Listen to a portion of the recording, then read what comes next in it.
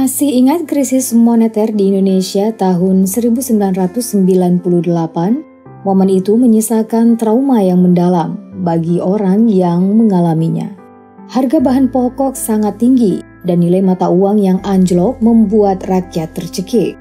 Belum lagi penjarahan dan demonstrasi yang terjadi di mana-mana hingga memakan korban yang tidak sedikit. Krisis ini pun sekarang melanda Sri Lanka. Pertanyaan yang timbul kemudian adalah, mampukah Sri Lanka keluar dari krisis tersebut? Sejarah membuktikan, krisis ekonomi yang dialami Sri Lanka bukan satu-satunya yang terjadi di dunia. Ada beberapa negara yang berhasil terbebas dari krisis ekonomi yang pernah melanda mereka. Jika kamu penasaran, simak videonya berikut ini.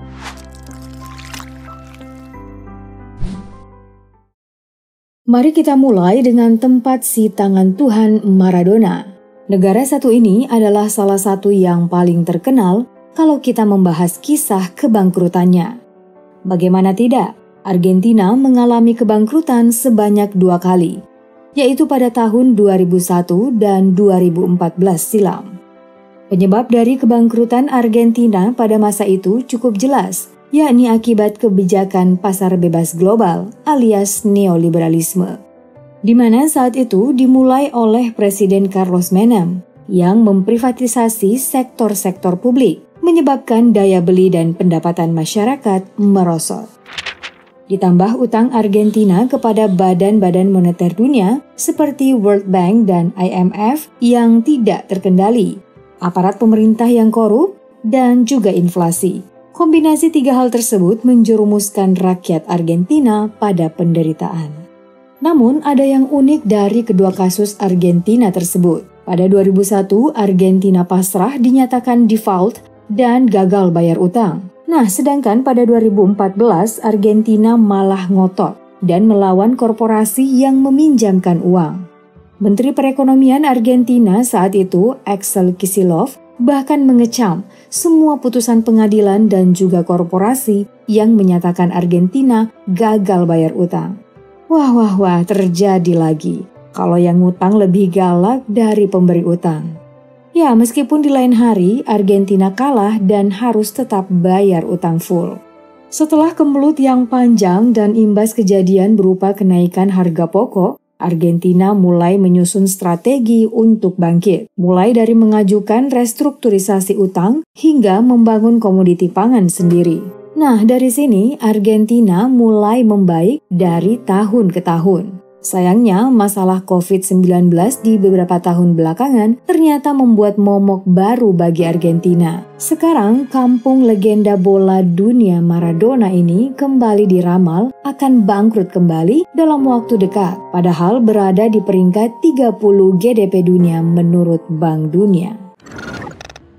Pindah lagi ke Islandia. Ya, tidak ada yang menyangka kalau salah satu negara indah dan paling bahagia di dunia ini juga pernah mengalami kebangkrutan. Peristiwa naas tersebut terjadi pada 2008 silam atau sekitar 16 tahun yang lalu. Pada masa tersebut, dunia memang mengalami krisis global berat, menyusul skandal bangkrutnya Lehman Brothers Holding yang merupakan bank investasi terbesar yang ada di Amerika Serikat. Saat kebangkrutan ini terjadi, Islandia harus menanggung utang senilai 85 miliar US dollar atau setara dengan 1.752 triliun rupiah jika dihitung dengan inflasi yang berlaku. Nasib yang rakyat Islandia alami tentu saja sangat buruk, mulai dari harga pangan yang naik hingga konsumsi sumber daya alam seperti gas dan minyak melonjak tinggi. Hal tersebut bakal lebih buruk lagi jika musim dingin ekstrim melanda Islandia. Nah, masalah demi masalah ini pun baru terselesaikan sekitar 10 tahun kemudian di tahun 2018. Ada banyak strategi yang dilakukan Islandia, mulai dari menaikkan pajak untuk pengusaha dengan pendapatan sangat tinggi, pengurangan pengeluaran pada bidang kesehatan dan pendidikan, gaji PNS dipotong, hingga menggalangkan berbagai jenis wisata unik untuk menarik wisatawan. Sampai sekarang, cara ini menjadi yang paling berhasil bagi Islandia dan tetap menjaga keunggulannya di sektor wisata. Ya, walaupun sampai sekarang GDP dari Islandia belum terlalu menakjubkan karena masih berada di urutan 107 dunia. Masih di dekade yang sama dengan kebangkrutan Islandia tadi, sekarang kita pindah ke Yunani. Pada tahun 2008, Yunani juga mengalami kebangkrutan besar yang didorong turunnya ekonomi global. Rasio utang dengan PDB yang terlampau jauh dan kerugian sektor perdagangan jadi pemicu utama untuk kebangkrutan tersebut.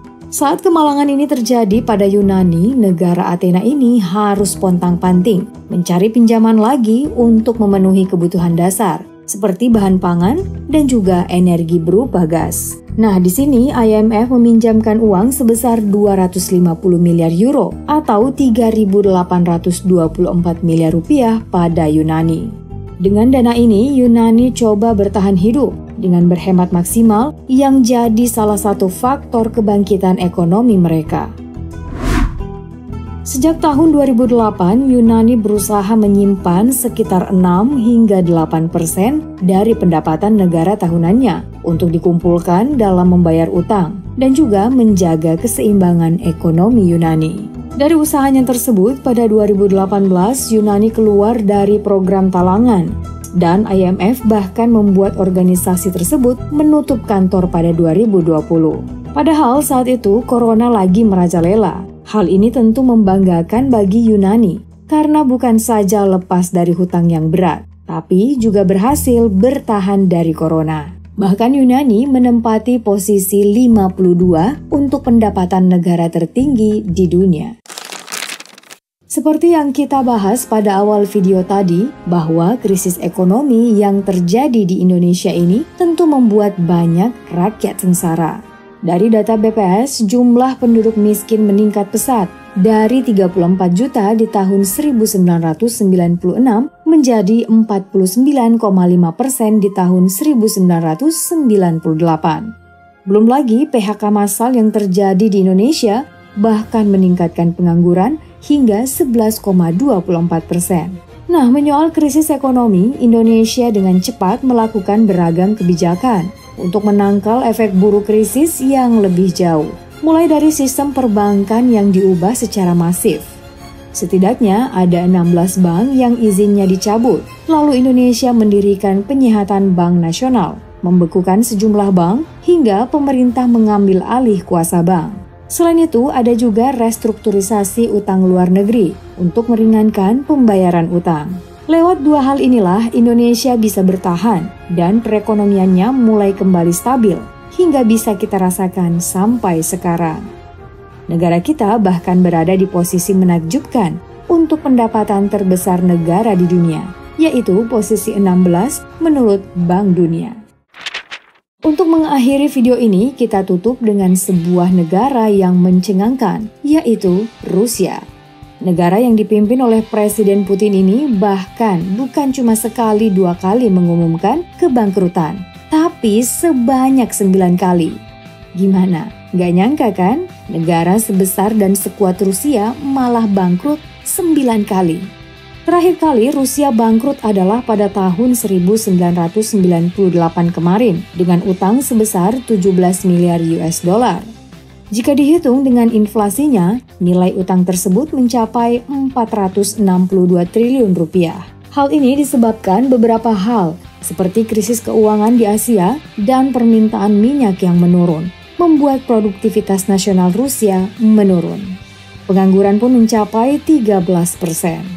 Kebangkitan Rusia baru terlihat setelah permintaan minyak dan sumber daya alam seperti gas dari Eropa mulai membludak. Bahkan Rusia menjadi pengekspor gas alam utama dan mendapat cuan paling deras. Bahkan di tahun 2022 sekarang, ekonomi Rusia menempati posisi ke-11 untuk GDP terbesar dunia menurut World Bank. Tapi tahu nggak sih, walaupun berada di posisi atas, sekarang Rusia ternyata mengalami gagal bayar utang akibat imbas dari perang. Sanksi dunia internasional atas invasi ke Ukraina dan biaya perang katanya jadi faktor utama dari gagal bayar utang tersebut. Kira-kira apa Rusia akan krisis untuk ke-10 kalinya ya? Komen di bawah ya.